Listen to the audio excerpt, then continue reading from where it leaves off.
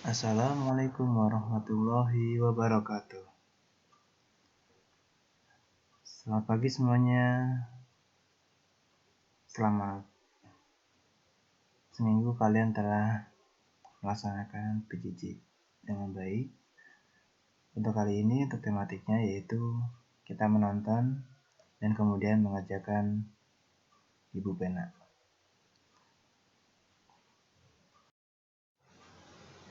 Pembelajaran pertama.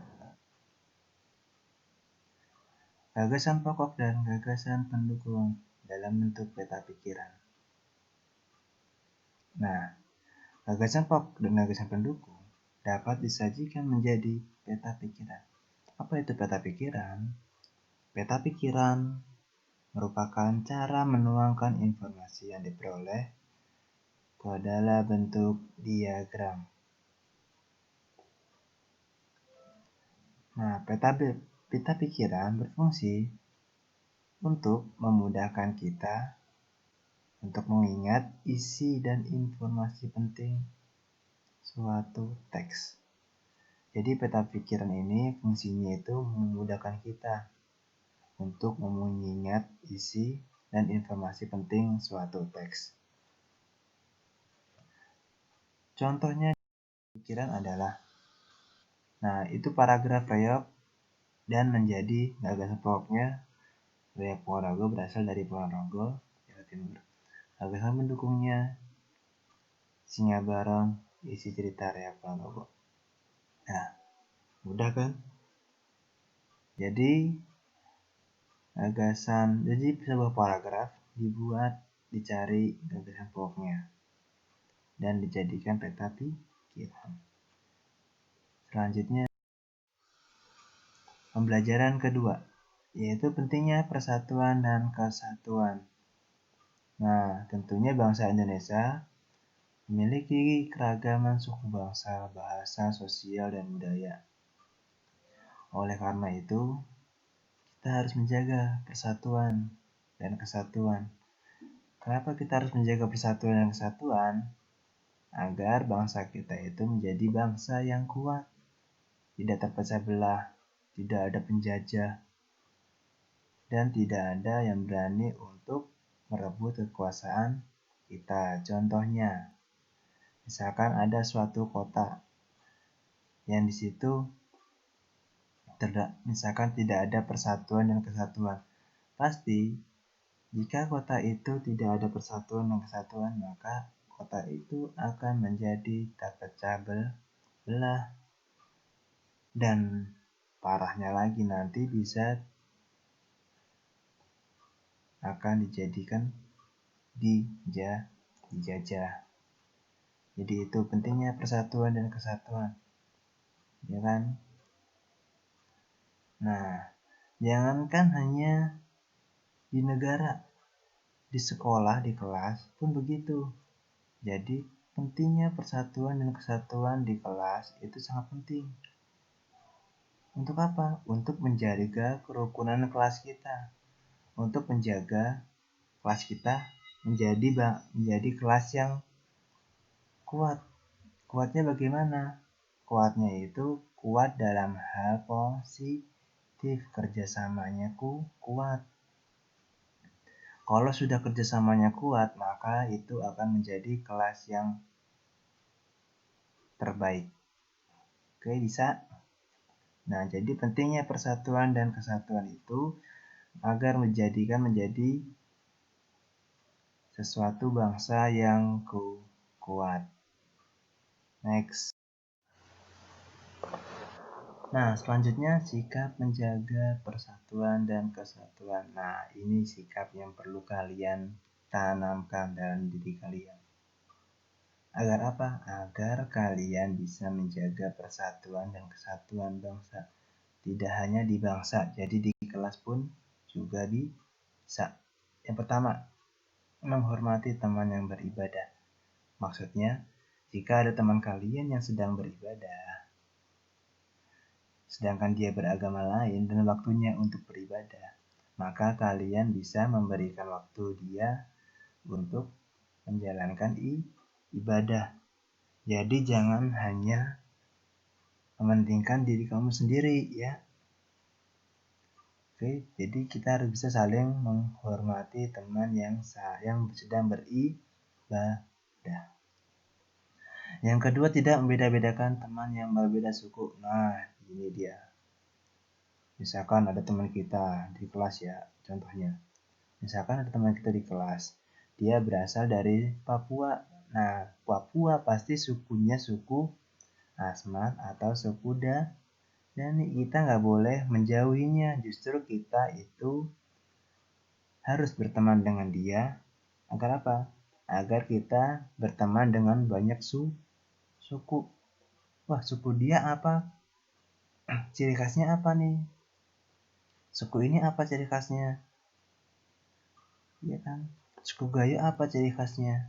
Nah, ketika kamu berteman dengan banyak-banyak suku begitu, maka kamu menjadi berwawasan yang luas, mempunyai ilmu yang luas lagi. Tuh. Yang ketiga, menghormati teman yang sedang menyampaikan pendapat. Nah, misalkan kamu dalam kerja kelompok, ada temanmu yang menyampaikan pendapat, kamu tidak boleh mengejeknya, apalagi memotong pembicaraan, karena itu merupakan sikap yang kurang baik yang dapat merusak persatuan dan kesatuan. Yang keempat, menghormati keragaman budaya lain. Nah, misalkan di daerah Sumatera sana atau di daerah Papua terdapat budaya yang kita lihat, budayanya itu maksudnya itu tariannya apa dan lain sebagainya, itu kita kurang suka. Kita nggak boleh menghinanya. Karena apa? Karena sebuah keragaman budaya itu adalah dari leluhur kita. Kita harus bisa menghormatinya, harus bisa menghargainya. Kalau kita bisa menghargai, menghormati budaya orang lain, insya Allah nanti akan kamu juga bisa dihormati, dihargai orang lain. Bisa. Dan yang terakhir, meminta maaf jika melakukan kesalahan. Nih, nah susah nih. Meminta maaf jika melakukan kesalahan. Yang salah siapa? Ini kan. Nah, ini juga bisa menjaga persatuan dan kesatuan. Kenapa? Misalkan kamu memiliki kesalahan dengan temanmu ketika kamu sedang bermain. Nah, kamu nggak sengaja, kamu senggol temanmu dan jatuh. Nah, kamu kayak gitu, kamu seperti itu harus kamu minta maaf terlebih dulu, iya kan? Dan kenapa?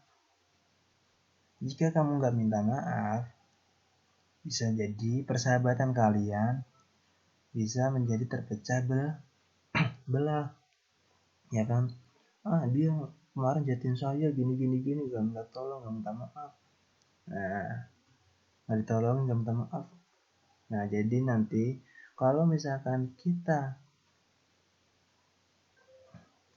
memiliki kesalahan, kita harus minta maaf ya. Harus, dan yang diminta maafkan harus memaafkan. Jadi apa? Jadi ada timbal baliknya.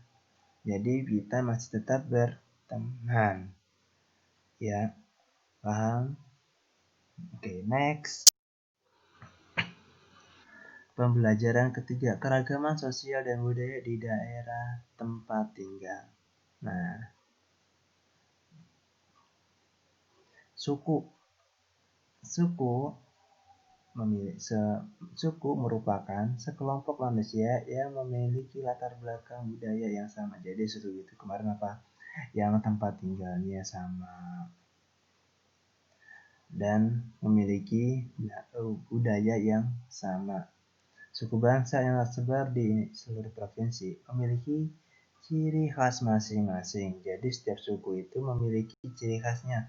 Entah itu pakaiannya, tariannya, budayanya, ya kan? Dan lain sebagainya. Lihat, pada gambar di samping.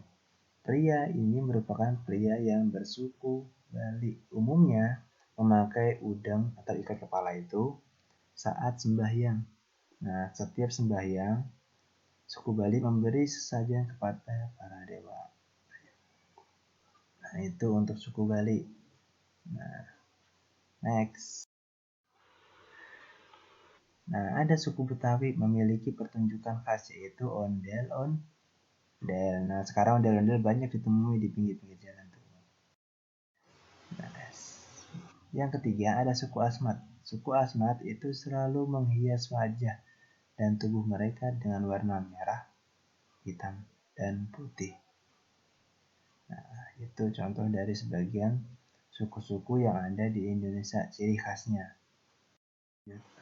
Pembelajaran yang terakhir, menentukan gagasan pokok dan gagasan pendukung dengan membaca dalam hati. Gagasan pokok dan gagasan pendukung dapat ditemukan dengan cara membaca dalam hati. Membaca dalam hati itu berarti membaca tanpa mengeluarkan suara. Ya, jadi membaca dalam hati itu membaca tanpa mengeluarkan suara. Jadi kamu membaca, tapi kamu di dalam hati bacanya, tidak dikeluarkan suaranya. Nah, membaca dalam hati adalah kegiatan membaca dengan seksama yang bertujuan untuk memahami dan mengerti isi teks yang dibaca. Nah, jadi membaca dalam hati itu kegiatan membaca yang bertujuan memahami. Jadi kita itu membacanya itu dengan benar-benar, dengan sungguh-sungguh. Maksudnya apa? Dengan dipahami dan dimengerti isinya. Oke. Dah, paham? Next. Terima kasih. Thank you very much. Semoga pembelajaran yang subtema 1 ini kalian diberi kejelasan, diberi kecerdasan, dan mudah untuk memahaminya. Nah, sekian dari Bapak. Assalamualaikum warahmatullahi wabarakatuh.